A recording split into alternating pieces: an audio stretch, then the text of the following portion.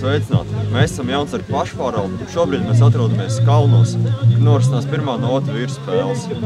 Tagad maz informācija par mums pašiem. Juris Jēkabs Tomašulis, Kristaps Smiltnieks no Ventspils vietējās, Annija Krūma arī no Ventspils, un mūsu jaunākais biedrs pašpārvaldē Agnes Sējē.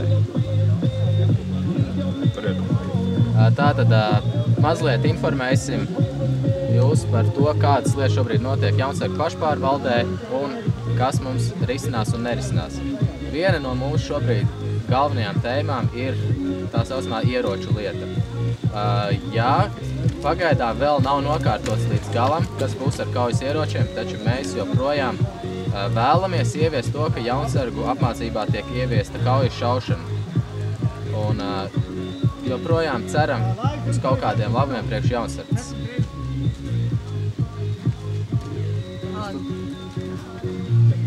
Jā, vēlamies arī informēt, ka pašpārvaldē ir 2 brīvas vietas. Viens cilvēks būtu vēlams no 1. novada, vēlams Dienviddaļas, Liepāja, ap to rajonu, un otrs cilvēks būtu vēlams no Latgales, 2. novada. Arī mēs pašpārvaldē esam izstrādājuši ētikas kodeksu, bet šobrīd viņš vēl nav pilnā formā izstrādāts un drīzumā tas tiks izdarīts. Kā arī, protams, Jaunsargiem ir svarīgi aizpildīt mūsu veidotās aptaujas. Kāpēc mums svarīgi? Tāpēc mēs gribam zināt jūsu viedokli, vai ne?